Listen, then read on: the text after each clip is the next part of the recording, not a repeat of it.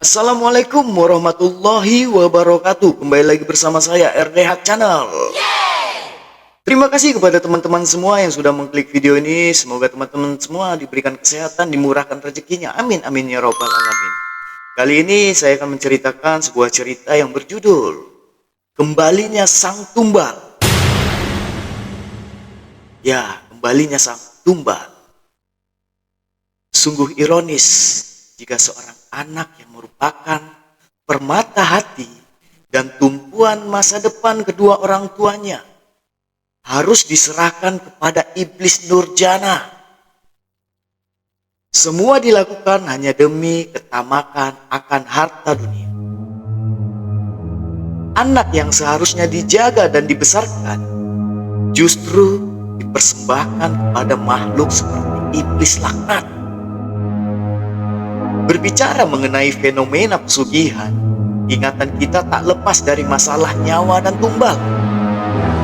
Jika ingin kaya, konon kita harus menukar sesuatu dengan timbal balik dengan setan yang dikejar. Setan memberi kita harta, dan kita pun harus memberikan sesuatu menurut keinginan si setan tersebut. Biasanya inilah yang kemudian disebut sebagai tumbal. Tumbal itu biasanya bisa berupa barang ataupun nyawa.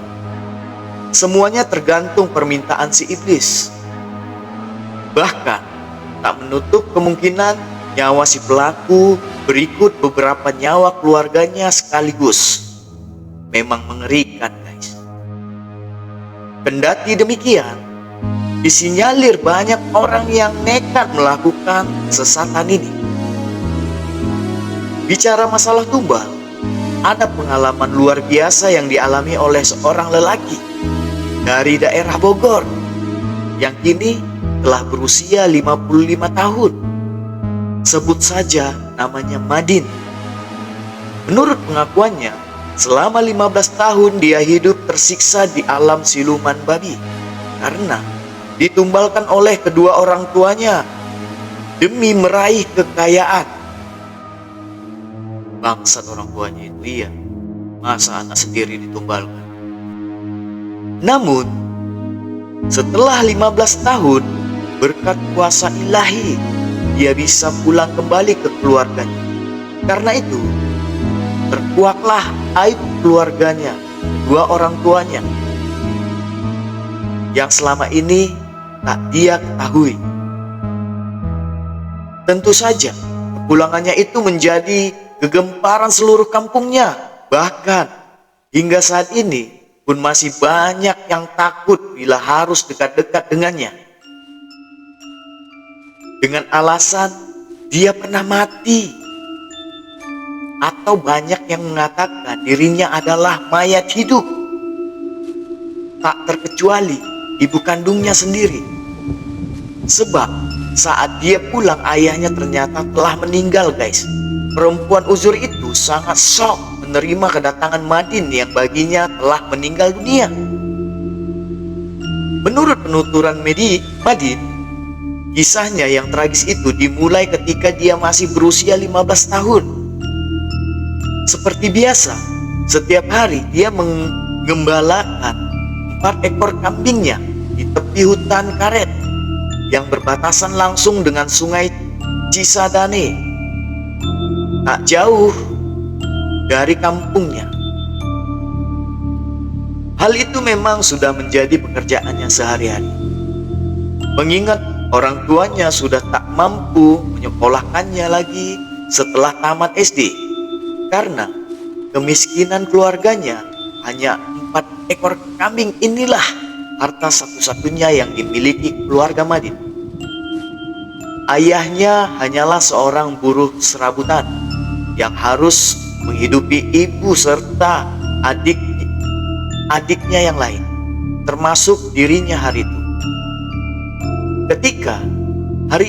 Ketika matahari sudah mulai menuju peraduannya di ujung barat, angin sepoi-sepoi yang datang dari lembah Cisadane hampir saja memejamkan mata Madin yang sehari tadi duduk di bawah pohon sambil mengawasi kambingnya dari jauh. Namun, rasa kantuknya itu dikejutkan oleh deheman seseorang yang tiba-tiba saja telah berdiri tegak di sampingnya. Orang tersebut dalam bahasa Sunda memperkenalkan dirinya dengan nama Pak Saman. Lelaki berpakaian ala pendekar ini membawa pesan, yakni agar si Madin bersedia ikut ke rumahnya atas perintah bapaknya sendiri. "Bapakmu sudah menunggumu di sana. Dia ada di rumah kami," ujar lelaki berkulit coklat tersebut. Seperti dihipnotis, Madin menurut saja, bahkan dia lupa dengan kambing-kambingnya. Ketika tiba di tempat yang dituju, ternyata orang di rumah tersebut sungguh sangat banyak. Seperti layaknya sebuah istana kecil, guys. Namun, begitu tiba di sana, Madin tak melihat ayahnya. "Oh, ternyata bapakmu sudah pulang, nak.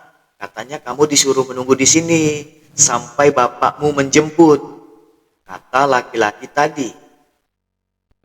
Sekembalinya dari sebuah ruangan, Madin bingung. Dia mulai curiga. Karena bingung, dia mulai kasak-kusuk bertanya pada orang-orang yang bekerja di rumah itu, yang jumlahnya sangat banyak itu. Ya, sebuah rumah dengan puluhan bahkan ratusan pembantu adalah sungguh sangat aneh. Tapi tetap tak ada jawaban sebab orang-orang itu semuanya seperti bisu. Tiap kali ditanya, mereka hanya menggelengkan kepala dan memandang dengan hampa. Bahkan Madin melihat hanya bekerja dan bekerja. Sehari dua hari Madin dibiarkan tak mengerjakan apapun seperti orang-orang itu. Namun, menginjak seminggu, dia dikejutkan oleh suara yang menggeledak, yang mengherdiknya agar bekerja seperti yang lain.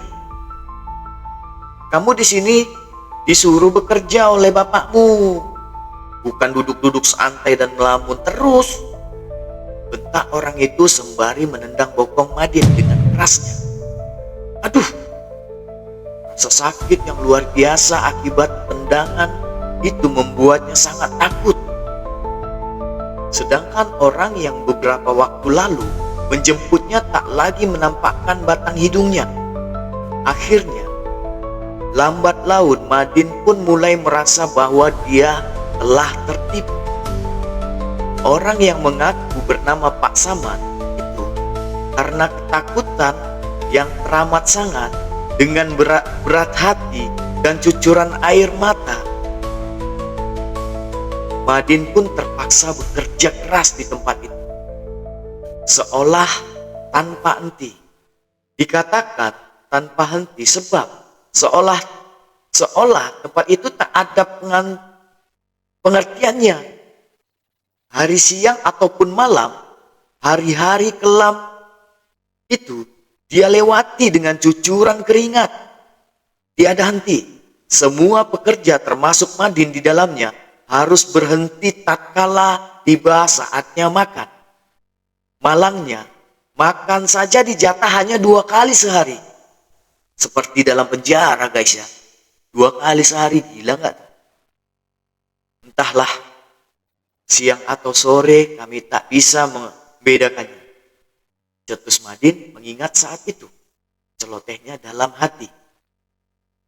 Ketika ditanya apa saja yang dikerjakannya di tempat itu, Madin menjawab, "Kerja apa sajalah, mulai dari membangun rumah, mencuci, dan masih banyak lagi termasuk membersihkan kandang babi." Banyak babi berkeliaran di tempat itu. Mereka seolah menjadi tuan rumah bagi kami. "Kenangnya lagi," ujar dia. Kira-kira sebulan kemudian, Madin baru melihat jika di ruangan lain atau tempat lain ada pemandangan yang memilukan. Banyak anak-anak kecil, baik laki-laki maupun perempuan, bekerja mengepel lantai sambil menangis. Bahkan anak-anak itu dibiarkan saling cakar-mencakar satu dengan yang lain sampai berdarah-darah, guys. Mereka anak-anak yang masih suci itu mengerjakan pekerjaan yang seharusnya dikerjakan oleh orang dewasa. Semoga Allah melaknat iblis terkutuk itu. Ingat Madin, dengan mimik menegang, menahan amarah dan kenangan akan kenangan yang sangat pahit dan menegangkan itu. Madin saat itu terus bekerja dan bekerja bersama puluhan orang lainnya dari segala umur. Tempat itu benar-benar seperti neraka bagi orang-orang yang belum tentu mengerti mengapa mereka bisa berada di sana. Mereka bekerja untuk siapa? Dan apa salah mereka sebenarnya? Berminggu, berbulan, dan hampir 6 bulan Madin bersama orang-orang malang itu terus bekerja. Sekalipun mereka tak pernah mendapatkan makan yang enak, apalagi digaji.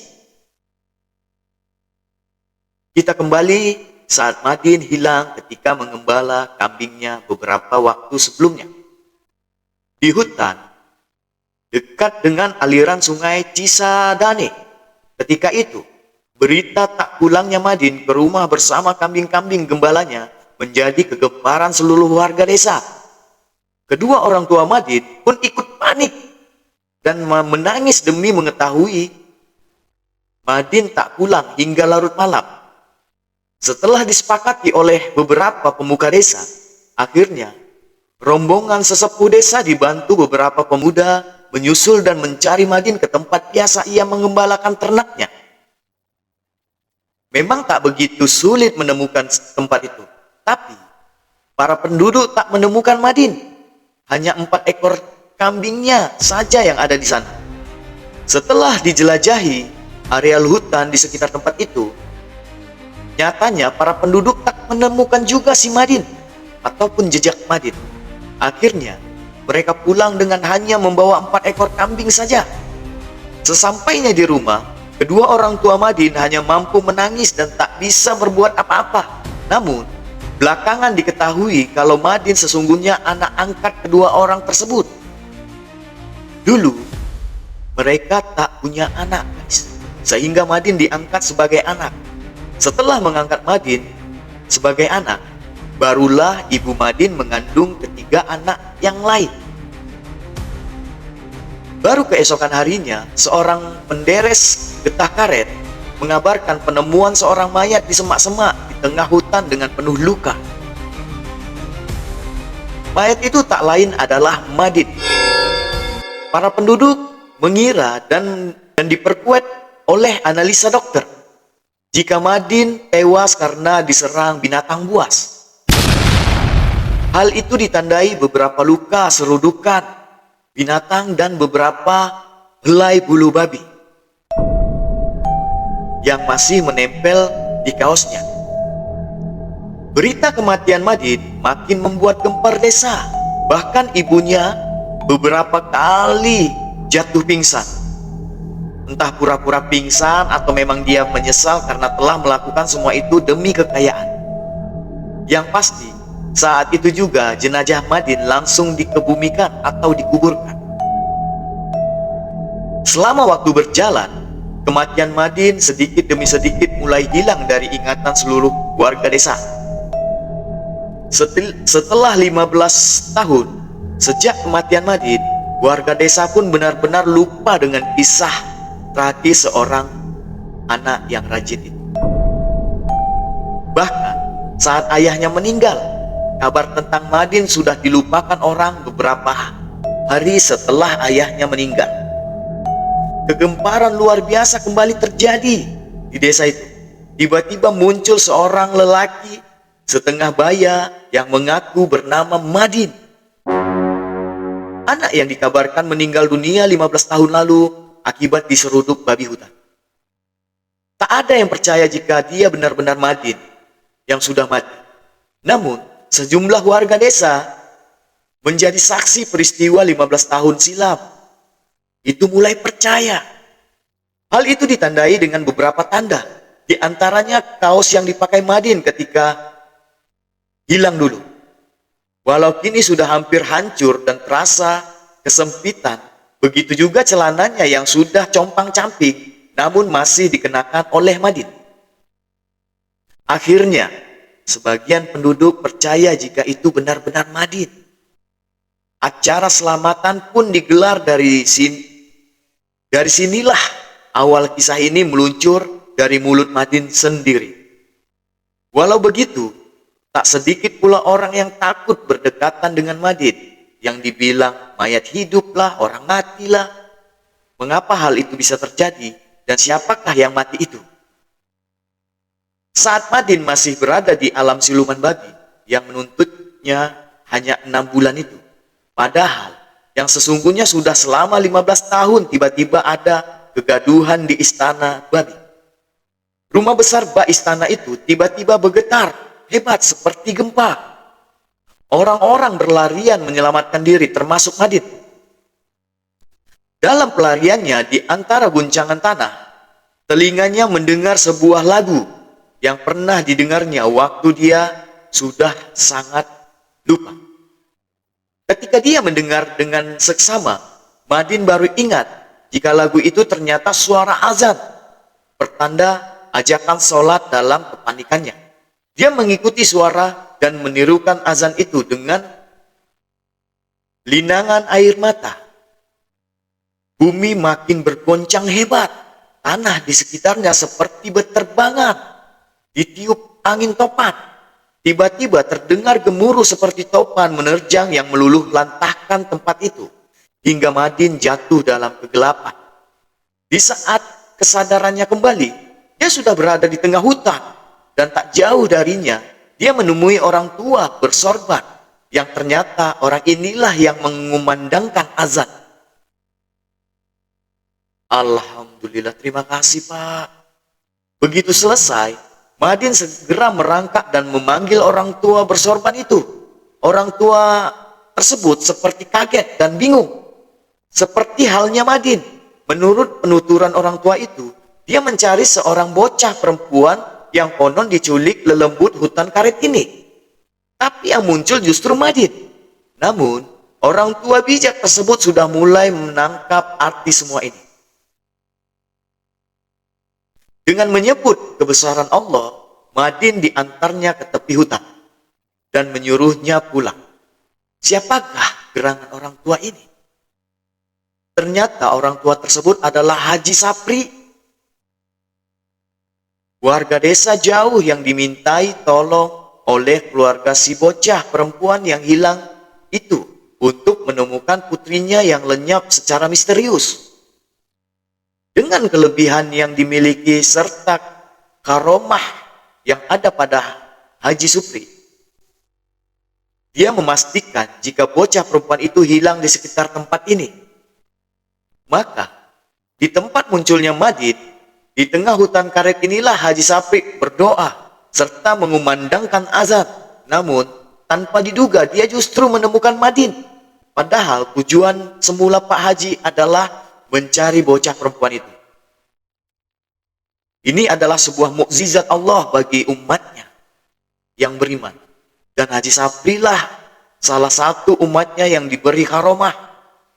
Cetus Madin mengenang Haji Sapri yang telah meninggalkan beberapa waktu silam.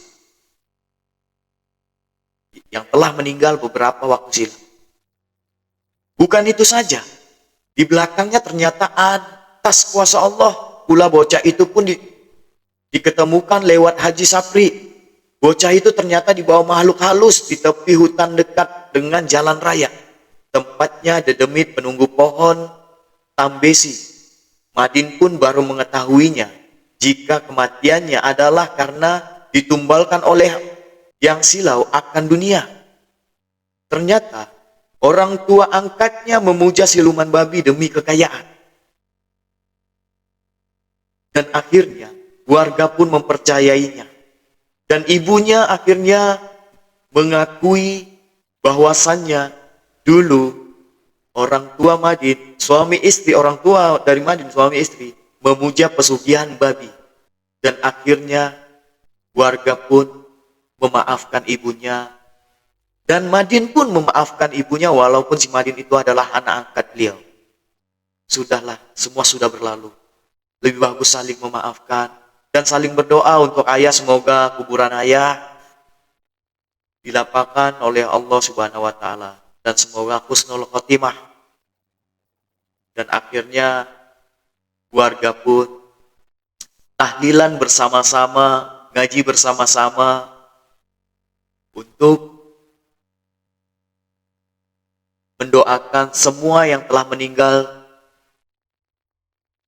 oleh siluman pesugihan babi ini, agar pesugihan siluman babi ini tidak dilakukan lagi kepada warga-warga lain. Dan akhirnya Madin menyetujuinya. Alhamdulillah. Begitulah cerita singkat horor kita teman-teman yang berjudul Kembalinya Sang Tumbal. Ya, itulah dia.